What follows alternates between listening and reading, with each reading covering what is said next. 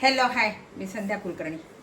आज म्हटलं तुम्हाला वेगळी काहीतरी भाजी दाखवावी, जी भाजी भरपूर दिवस राहील पण खराब होणार नाही. आता या दिवसाच्या भाज्या फार खराब होतच नाही म्हणा, पण आता ही भाजी नाही आहे, हे कारल्याची मी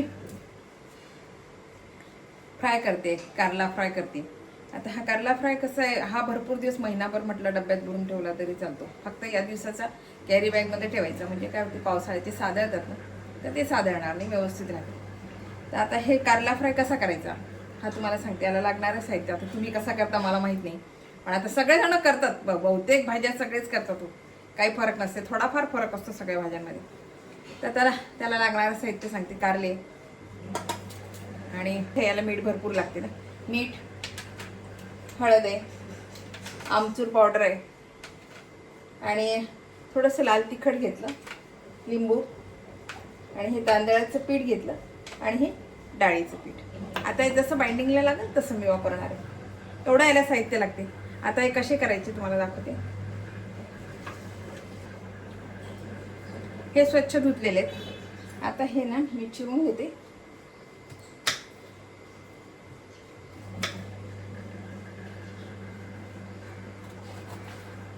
आपण असं म्हणू शकत नाही की कारलं अजिबात कडू लागणार नाही, कारण कडू ते कडू, त्याला किती घाला ते कडू लागते. हे फार कडू लागत नाही लागतेच शेवटी, थोडा कडवटपणा कारल्यामध्ये असतेच.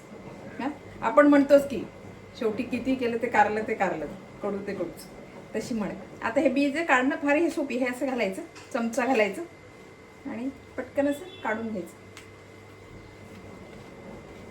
हे पूर्ण निघून जाते. एक एक काढण्यापेक्षा, आपण एक एक चिरलं तर एक एक बी काढण्यापेक्षा ना, हे बघा असं पूर्ण निघून जातं पटकन. आता मी हे सगळं काढून घेते, आणि काहीच राहत नाही याला खरं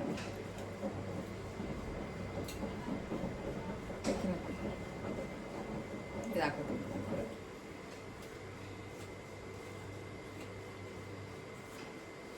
असं घालायचं चमचा, आणि चमच्यात हे घालायचं इकडचं, आणि असं घालायचं. पटकन निघून घे.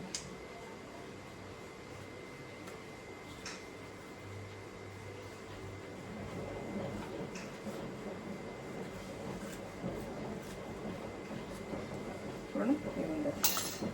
आणि आता फार पातळ नाही आणि फार जाड पण नाही, असे काप करणार आहे.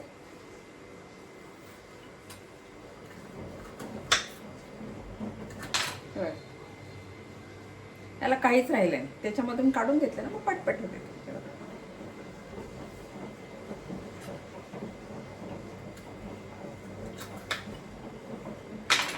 मी आता जे हे सगळे कारले आहेत ना, हे सगळे काप करून घेतो. आता बघा हे छान छान हे चिरून घेतले मी, सगळं बी काढलं आणि छान चिरून घेतले. आता याच्यामध्ये ना मी आधी लिंबू पिळते.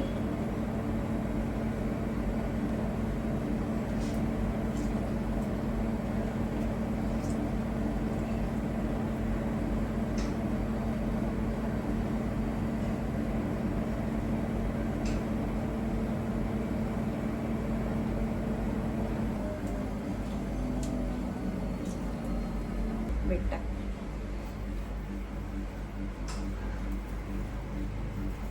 मीठ थोडं भरपूर घालायचं, कारण याला छान पाणी सुटलं पाहिजे ना, म्हणून मीठ भरपूर घालायचं.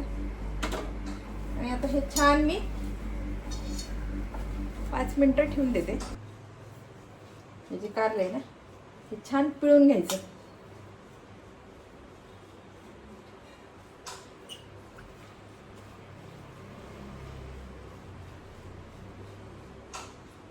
सरस पडतो,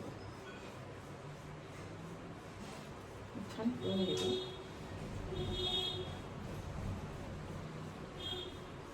एवढं आपल्याला दाबून पिळता येईल ना, तेवढं पिळून घ्यायचं.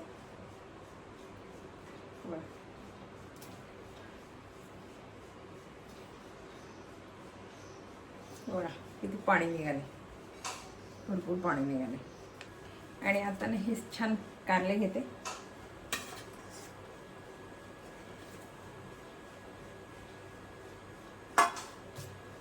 आणि याच्यामध्ये थोडं तांदळाचं पीठ,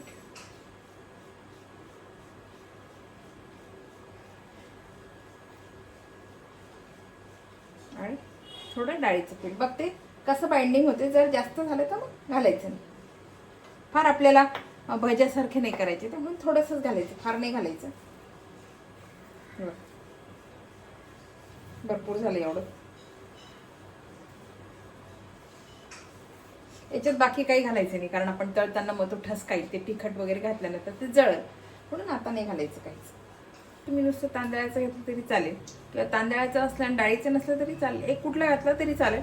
माझ्या घरात तांदळाचं पण होतं, म्हणून डाळीचं तर असतं प्रत्येकाच्या घरात, पण तांदळाचं होतं म्हटलं मग घालावं, म्हणून मी घातलं. तुम्ही एक घातलं तरी चालेल. मी किंचितशी याच्यात हळद घालते.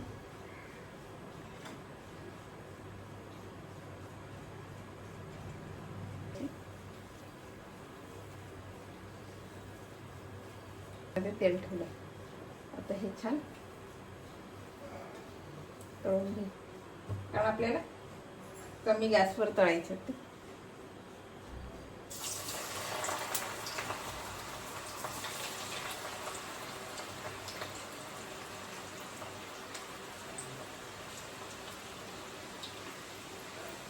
थोडं होऊ द्यायचे आधी, काही करायची नाही, पलटायची.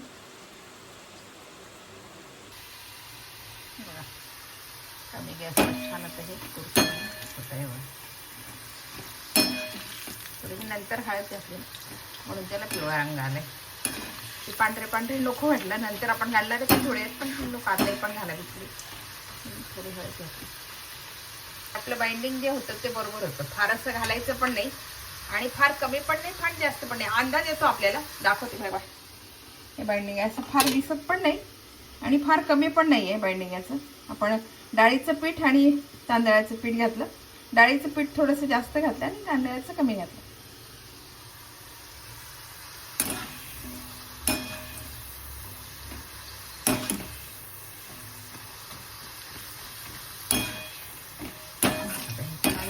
काढून घेते.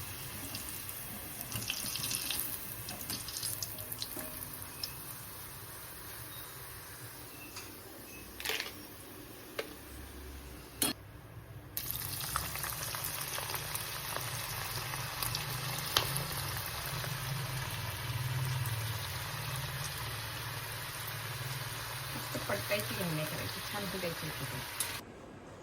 आणि हे बघा आपले हे सगळे तयार झाले. आता किती खुसखुशीत झाले एकदम. आता याच्यामध्ये ना मी किंचितशी हळद याच्यात घातली होती, पण थोडीशी घालते. आणि तिखट, कारण गरम गरम आहे ना म्हणून थोडंसं घातलं, फार नाही घातलं तिखट. आणि ही आमचूर पावडर, आणि आपण पिळून घेतलं त्याच्यामुळे मीठ सगळं निघून गेलं ना, म्हणून थोडंसं मीठ घालते. थोडंच घेतलंय मीठ पण. आणि आता हे जे आहे ना हे सगळं मिक्स करते, कारण गरम गरम असल्यामुळे त्याला पटकन लागते ते, कारण याला तेल बिलकुल राहत नाही. तर बघा आवाज बघा.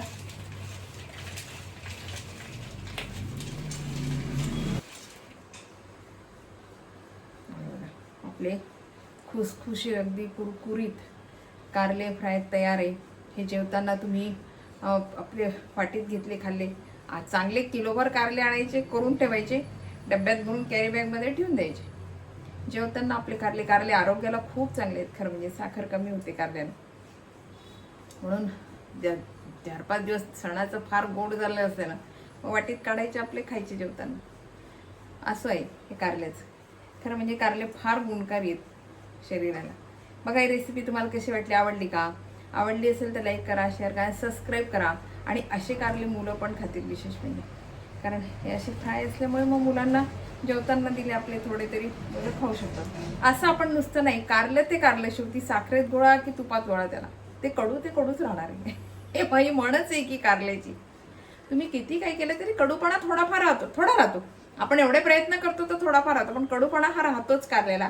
एकदम कारलं गोड राहणार नाही, गोड होणारच नाही ते कारले शेवटी. पण जेवताना जर खाल्लं नाही, असे जर जेवताना खाल्ले तर मग कडूपणा फार कमी लागतो, लागतच नाही असं समजा. हे जर नुसतं खाल्लं तर प्रश्नच नाही, कारलं कडूच लागणार आहे. बघा ही रेसिपी तुम्हाला कशी वाटली, आवडली का? आवडली असेल तर लाईक करा, शेअर करा, सबस्क्राईब करा, म्हणजे असे माझे नवीन व्हिडिओ तुम्हाला बघायला मिळतील. बाय.